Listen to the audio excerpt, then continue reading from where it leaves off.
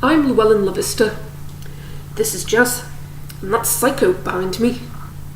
Today I'm going to talk about what it means to be LGBT, or more specifically, bisexual and gender non-binary.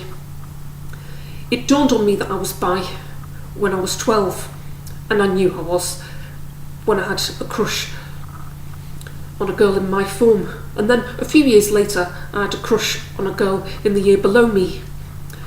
And I dropped hints to people here and there that I was bi, but I came out properly when I was 15, and I had a crush on a girl in the year above me. And society was less tolerant then than it is now. People were more judgmental then. I got spat at and called all sorts. It was the fact that they thought I cared what they thought that was more insulting than insults themselves. There was this girl a few years below me whose mother walked to and from school with her and her two younger sisters, and she offered to walk part of the way with me because I was a very shy kid. However, one morning I was a few feet behind them in the street. The woman's eldest daughter had already gone to school, but she had her two youngest with her, and when she saw me, she crossed over the road with her two youngest daughters. And I think that was because back then, if you came out, some people thought you were a sicko.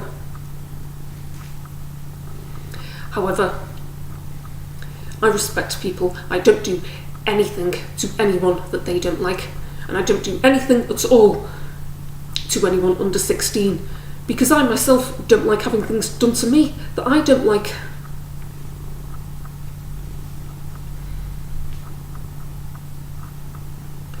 And when I was really young, I was partly aware of my gender identity because I hated the name I was born with, and I hated all the gimpy clothes that I was made to wear: skirts, dresses, cardigans. But I wasn't given any choice.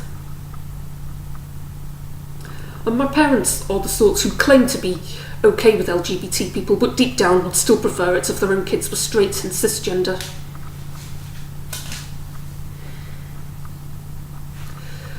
And at the same time, society brainwashed me into thinking that boys did this and girls did that, and that there was no in between.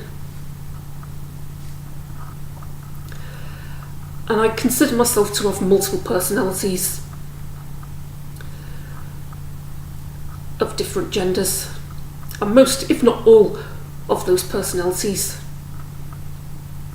have always existed within me deep down.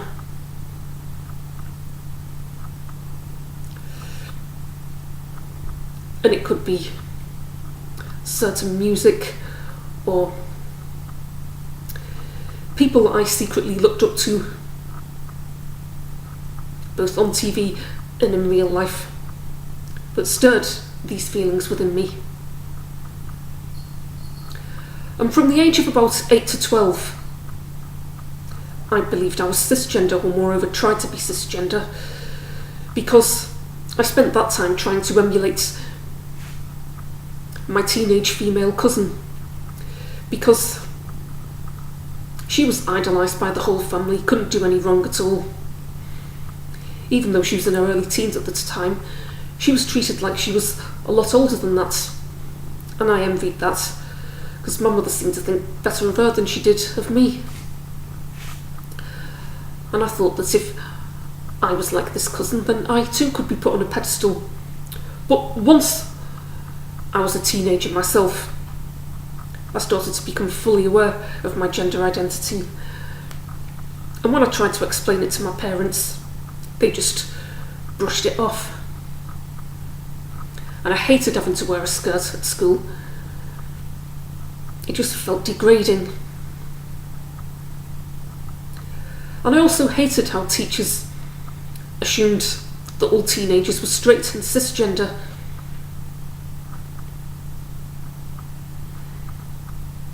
And adults always assume that kids and teenagers are straight and cisgender. It doesn't occur to them that they might be something else. And as a teen, I hated relatives giving me things like makeup and jewellery for Christmas and my birthday. But fortunately, I don't have any of them in my life now. As soon as someone with a vagina reaches the age of 13, adults are like, uh-oh, hormone bomb alert, we've all got it to come, tantrums, sulking, boys, makeup, we best keep her on a leash in case she gets pregnant. Because again, they just assume. And I was always offended by stereotypical assumptions.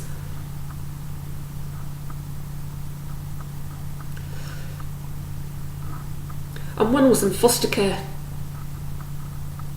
they didn't want teenagers to have foster siblings of the opposite sex because they assumed that something sordid might happen, because it's assumed that all teenagers are straight and cisgender and want to fuck anything of the opposite sex that moves. Now, assumptions like that were offensive to me as an LGBT person. And I also found it insulting to my morality, the assumption that I was cheap enough to dive into bed with anything that moved. And I'm sure a lot of other LGBT youth were offended by that too. Now, I've been volunteering with my local LGBT group for a few years now. And it's been good to mix with like-minded people. I get to mix with other LGBT people. And I've also used the internet to figure myself out over the years. I identify as gender non-binary. And I'd say I'm genderqueer, and I'm gender fluid in that I can feel like different people at different times. Like I said, sometimes I can feel macho, and sometimes I can feel poncy, flamboyant. And just because I'm bisexual does not mean that I want to fuck anything that moves. I've actually got very picky taste. I can be in a pub or a club, or indeed any other public place, and not fancy a single person in the whole room. The females I find attractive, they are tomboyish, but they have long hair, and they're grungy, alternative, a bit of beef on, kind of like me. And no makeup, and I also like them to have supposed flaws like spots or scars. I'm not interested in these malnourished, airbrushed girls that you see in FHM with large mammary glands. I'm not attracted to glamorous females at all. And the guys I find attractive, they don't have abs or pecs, they don't pump up in the gym. They're kind of poncy in that they're not that macho, and they have long hair. I'm attracted to guys with long hair. And again, they have to be alternative. I'm not attracted to chavs or macho men at all.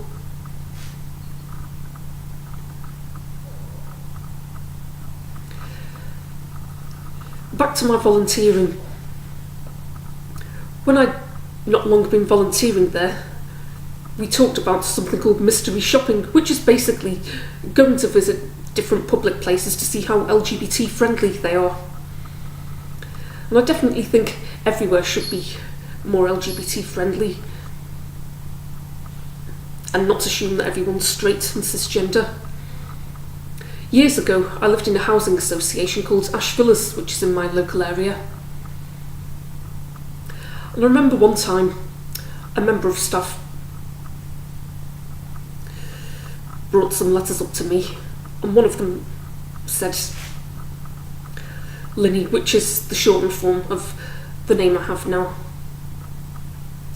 It was also my own shortened form of the name I was born with, but that's beside the point. And this member of staff asked me, "Is that from a young male?" Well, that was annoying because he assumed I was straight. He didn't know anything about my personal life, and furthermore, what the fuck has it got to do with him?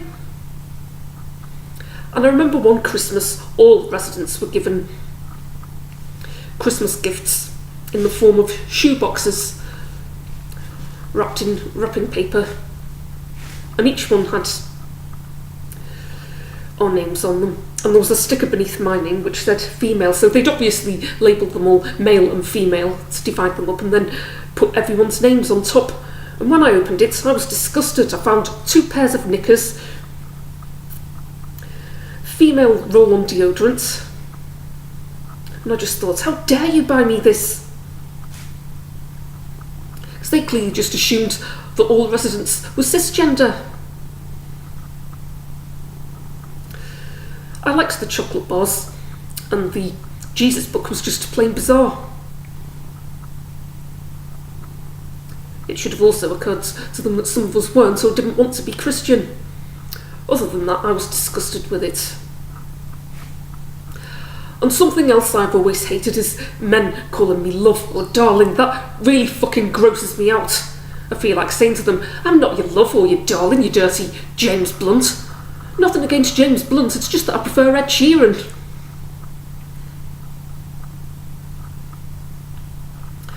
And when I was in foster care, I was 16 at the time, and I came out to my foster mum about the fact that I was bisexual, and she basically said to me, oh, you're young, it's just a phase you're going through. And that annoyed me. What did she expect me to do, pretend I was straight and cisgender just because she said so? And it took me a long time to figure myself out, because I grew up being dictated to who I was, what I was, and how I should be. Because adults always think they know kids better than they know themselves just because they're adults. And they dictate to kids and say, no, you're not what you say you are, you're this, because I say so. Well, they may be adults, but they're not gods. So, if your child is trans, gender non-binary, or anything else, then let them be. Don't try and make them straight and cisgender.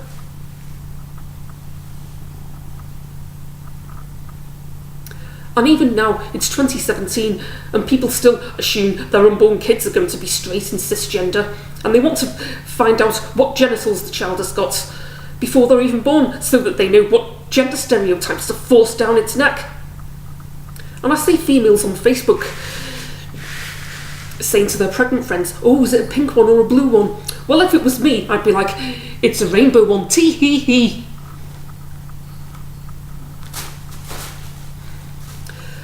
And it's fucked up because people think that a child's genitals defines what haircuts it's going to have, what toys it's going to play with, what clothes it's going to wear. Again, it doesn't occur to them that the child might not be cisgender. And I know a lot of parents who'd probably be very disappointed if their kids grew up to be trans. If I was a parent and my child had male parts and they wanted to wear a tutu, or they had female parts and wanted to play rugby, I'd be fine with that.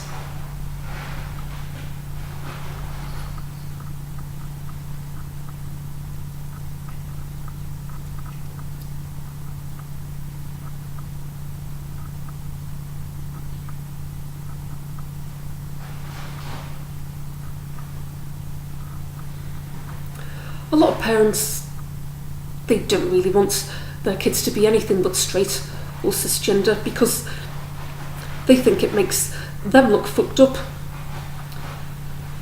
Well, it shouldn't be about the parents' egos.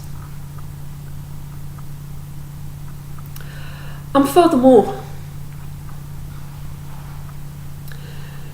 my bits don't define me any more than my elbows or my ears or my nose do. And I am gender non-binary, even if some people don't believe in different genders. They do exist. Biologically, you're either one or the other, obviously, but mentally, it's not that black and white. I mean, if I had a big nose, then the fact would remain that I had a big nose, but there would be no need for people to keep referring to me as a big nose person. They could just say person, that wouldn't do them any harm. I'm bisexual, I'm gender non-binary, and I'm proud to be me.